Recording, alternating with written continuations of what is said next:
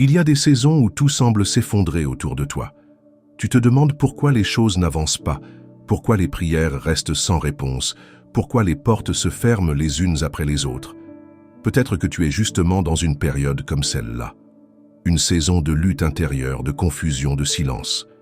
Et tu ne comprends pas pourquoi.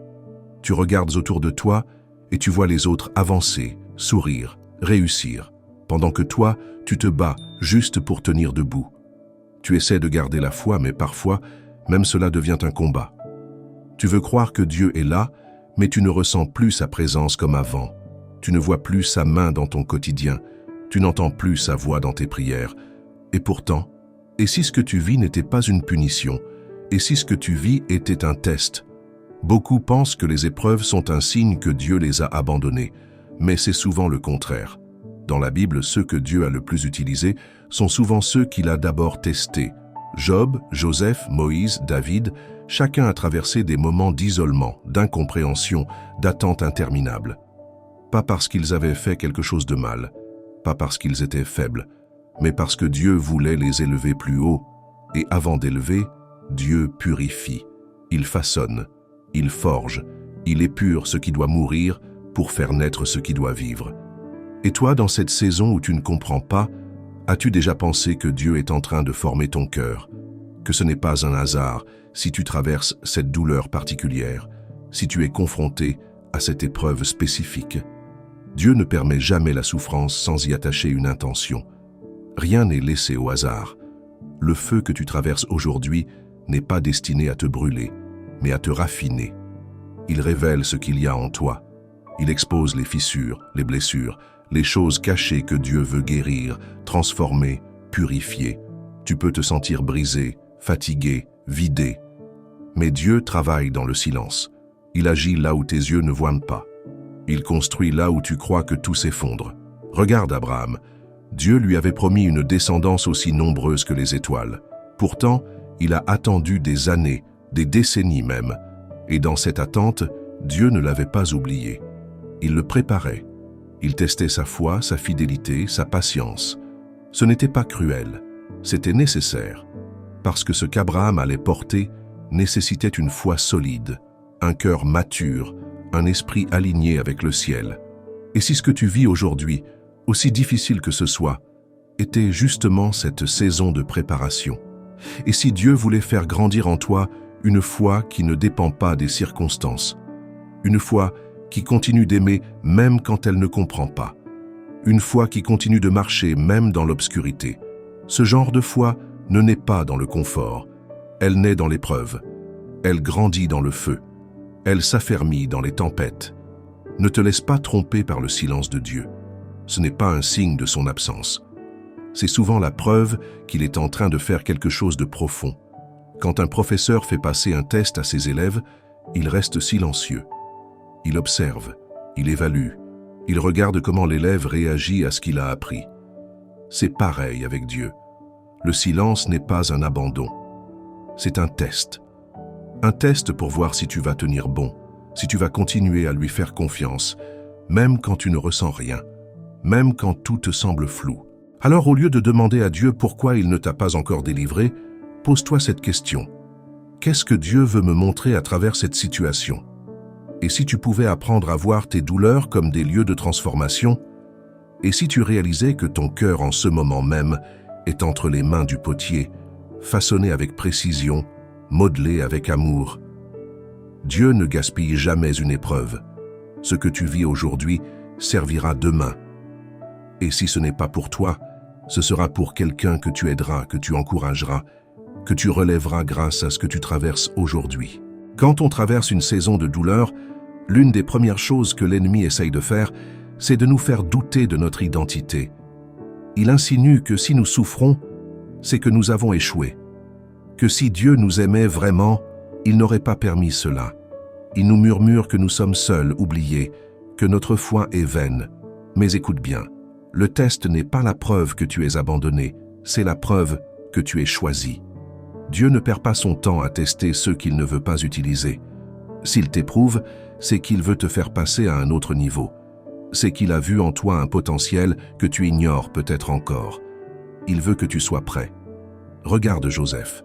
Il a reçu un rêve magnifique, qu'il allait être élevé, qu'il allait diriger, qu'il serait honoré. Mais entre le rêve et sa réalisation, il y a eu la trahison, la fosse, l'esclavage, la prison. Tu peux imaginer combien il a douté, combien il a crié dans l'obscurité de sa cellule. Pourtant Dieu était là. Il façonnait son cœur, il l'apprenait à dépendre de lui, à pardonner, à rester fidèle. Chaque larme qu'il a versée n'était pas vaine, chaque épreuve avait un but, l'équiper, l'humilier dans le bon sens du terme, le débarrasser de toute arrogance, pour qu'un jour, il soit capable de porter la couronne, sans que celle-ci ne le détruise. Et toi, que se passe-t-il dans ton cœur en ce moment? Tu es peut-être dans cette fosse symbolique. Tu vis peut-être une forme de trahison, de rejet, d'abandon. Mais n'oublie pas, Dieu voit ce que les autres ne voient pas. Il entend ce que les autres n'entendent pas. Il connaît les profondeurs de ton cœur. Il sait exactement ce dont tu as besoin pour devenir la personne qu'il a toujours vue en toi. Il ne t'appelle pas à être juste spectateur de sa gloire, mais à en devenir un témoignage vivant. La douleur que tu ressens est peut-être la preuve que ton cœur est encore sensible, que tu n'as pas abandonné, que tu es encore en train de lutter. Et cette lutte, aussi difficile soit-elle, fait partie du processus. Tu n'es pas en train de reculer, tu es en train d'être transformé, comme l'or dans la fournaise, comme le diamant sous la pression. C'est dans les moments de plus grande tension que naissent les plus grandes révélations. Dieu ne teste jamais sans objectif. Chaque test est une opportunité pour grandir, pour comprendre, pour se rapprocher de lui. Souvent, on demande à Dieu de changer nos circonstances, mais Dieu veut d'abord changer notre cœur. Parce qu'un cœur transformé peut traverser n'importe quelle tempête. Un cœur affermi en lui ne cède pas face au doute, au rejet ou à l'opposition. C'est ce cœur-là que Dieu bâtit à travers ce que tu vis. Il veut que tu deviennes inébranlable. Pas insensible, non, mais ancré, fortifié, établi sur le roc de sa parole. Parce que quand viendra la bénédiction, quand la saison de récolte arrivera, tu devras être capable de la porter. Et c'est ce que Dieu prépare en toi. Et si tu commençais à voir ton épreuve autrement, non plus comme une punition, mais comme une preuve d'amour. Car un père qui aime, corrige, façonne, enseigne. Un bon père ne laisse pas son enfant marcher avec de mauvaises habitudes, des blessures non guéries ou un orgueil qui pourrait l'aveugler plus tard. Il prend le temps de former son caractère, et cela passe par des moments d'inconfort, de remise en question, de silence, mais jamais d'abandon. Jamais. Rappelle-toi, Jésus lui-même a été conduit dans le désert après avoir été baptisé, pas parce qu'il avait péché, mais parce qu'il devait être préparé, tenté, fortifié. Ce désert faisait partie du plan, et il fait aussi partie du tien. N'essaye pas de l'éviter, n'essaye pas de fuir ce que Dieu utilise pour t'enseigner. Embrasse ce moment, même s'il est douloureux. Cherche sa voix dans le silence. Il parle, il agit. Et même si tu ne le vois pas encore, ton cœur, lui, commence déjà à changer.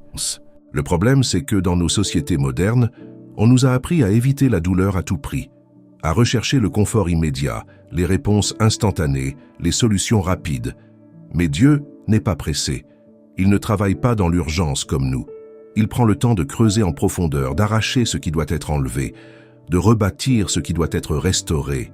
Et parfois, ce travail prend des mois, des années, car ce que Dieu construit en toi, il veut que ça dure. Il ne veut pas d'une transformation superficielle, passagère, mais d'un changement profond, durable, authentique. C'est pour cela que les tests sont souvent longs. Ils ne durent pas parce que Dieu t'ignore, mais parce qu'il veut que chaque leçon soit bien ancrée. Il veut que tu comprennes que la paix ne dépend pas des circonstances, mais de sa présence. Que la joie ne vient pas de ce que tu as, mais de ce que tu es en lui. Que ta foi ne doit pas être fondée sur les miracles visibles, mais sur la fidélité invisible de son amour. Car quand tout s'effondre autour de toi, ce qui reste, c'est ce que tu as bâti avec lui dans l'intimité, dans les larmes, dans les nuits de doute. Peut-être que tu es fatigué aujourd'hui. Tu as prié, jeûné, pleuré, attendu, et rien n'a changé, ou du moins, c'est ce que tu crois. Parce que ce que Dieu change d'abord, ce n'est pas l'extérieur, mais l'intérieur. Et ce changement est silencieux, discret, invisible parfois, mais il est réel. Regarde en arrière. Tu n'es plus la même personne qu'il y a 1 an. Tu as appris à tenir bon, à faire confiance même sans preuve, à continuer même quand tout te dit d'abandonner. Et ça, c'est la preuve que Dieu travaille. C'est le fruit du test. Ce que tu vis n'est pas un hasard. Ce n'est pas une suite d'événements injustes ou un mauvais karma. Non, c'est un processus divin, orchestré avec précision. Chaque rencontre, chaque trahison, chaque retard, chaque porte fermée, tout est utilisé par Dieu pour te sculpter, même tes erreurs, même tes échecs. Dieu n'attend pas que tu sois parfait pour t'utiliser. Il se sert même de tes faiblesses pour t'apprendre l'humilité, la dépendance, le pardon. Rien n'est perdu avec lui. Tout est récupérable, transformable, rachetable. Et si tu savais ce que Dieu est en train de préparer pour toi, tu comprendrais pourquoi le test est si intense. Parce que plus la mission est grande, plus la préparation est profonde. Dieu ne veut pas seulement te bénir, il veut que tu sois prêt à porter cette bénédiction, à l'honorer, à ne pas la gâcher. Il veut que ta foi soit plus forte que ta peur, que ton amour soit plus grand que ta douleur, que ta vision soit plus claire que les circonstances. Alors, il te teste, non pour te détruire, mais pour t'affiner. Et parfois, ce test prend la forme d'un silence. Tu pries, et Dieu ne répond pas. Tu cries, et le ciel semble fermé. Mais le silence de Dieu n'est pas son absence. C'est souvent son outil le plus puissant pour nous pousser à creuser plus profond, à chercher au-delà du bruit, à écouter non avec nos oreilles, mais avec notre cœur. Dans le silence, Dieu révèle des choses que le bruit nous cache. Il nous enseigne à dépendre de lui, sans garantie, à aimer sa présence plus que ses bénédictions, à rester, même quand on ne comprend pas. Rappelle-toi, le potier ne parle pas pendant qu'il façonne l'argile, mais ses mains sont là, fermes, précises, pleines d'amour. Et même si l'argile ne comprend pas, elle se laisse faire, parce qu'elle sait que l'artisan voit plus loin. Il connaît la forme finale, il voit le chef-d'œuvre, là où nous ne voyons qu'un amas informe. Dieu fait la même chose avec toi. Il voit déjà la beauté qui se cache derrière tes blessures, la force qui se forme à travers tes larmes, la lumière qui jaillira après cette nuit. Ne minimise jamais ce que tu traverses. Ce que tu vis a un poids, une profondeur, une importance aux yeux de Dieu. Chaque larme que tu verses, il la voit. Chaque soupir que tu pousses, il l'entend. Il n'est jamais indifférent à ta douleur. Même quand tu ne ressens pas sa présence, il est là, et parfois, il agit le plus puissamment quand il semble le plus silencieux. Ce sont dans ces instants où tu crois être seul que Dieu est en train de poser les fondations les plus solides de ta foi. Ce ne sont pas des moments perdus, ce sont des instants sacrés où ton âme est façonnée dans le secret, et souvent, c'est dans l'épreuve que tu découvres vraiment qui tu es, ce que tu crois vraiment, ce que tu es prêt à abandonner, et ce que tu refuses de lâcher. C'est dans la douleur que ton caractère est mis à nu, que ta foi est testée, que tes motivations sont purifiées. Car dans les temps faciles, il est simple de dire qu'on aime Dieu. Mais dans le désert, dans le feu, quand tout s'écroule, c'est là que tu sauras si tu l'aimes vraiment, si tu le choisis même quand il ne te donne rien, même quand tu ne comprends pas son plan. Ce test est une bénédiction déguisée. Il t'empêche de t'attacher à ce qui est temporaire, pour te connecter à ce qui est éternel. Il brise les chaînes de ton orgueil, de ton autosuffisance, pour que tu apprennes à dépendre entièrement de lui. Il t'enseigne à marcher par la foi, non par la vue, à croire en sa parole, même quand tout semble prouver le contraire. Et cette foi que tu développes dans l'épreuve sera ta force pour les années à venir. Elle te rendra inébranlable, elle te rendra libre.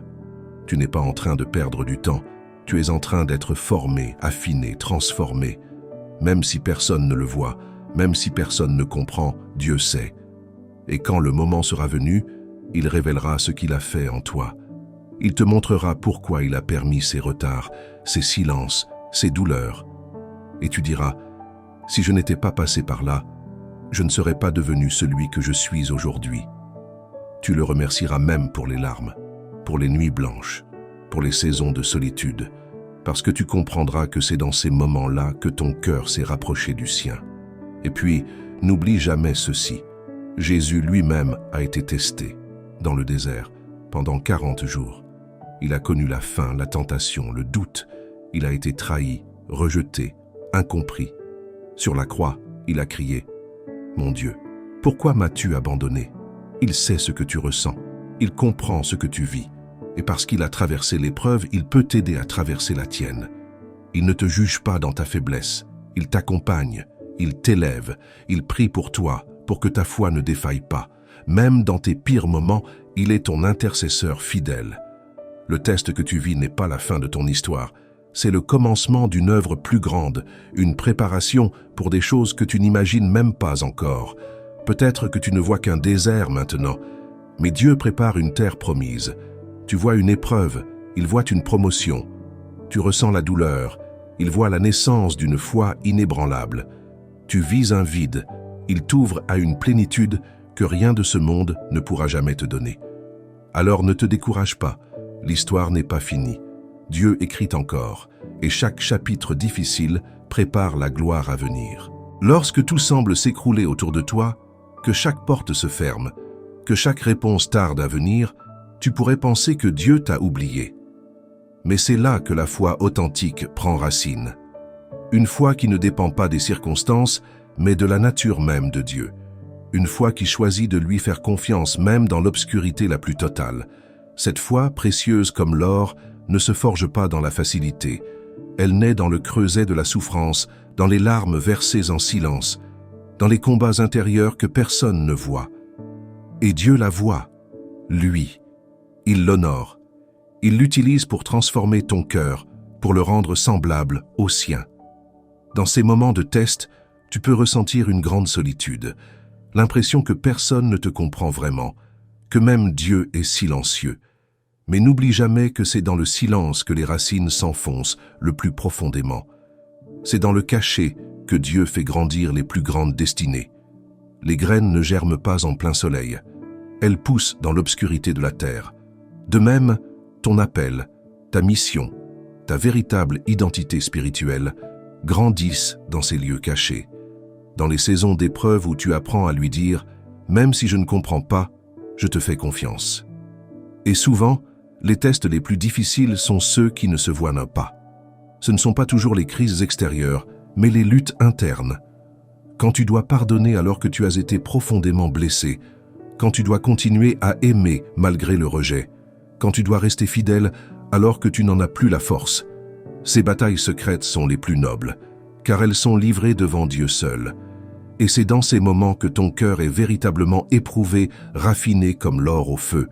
Il ne s'agit pas simplement de passer le test, mais de sortir transformé, plus doux, plus fort, plus proche du cœur du Père.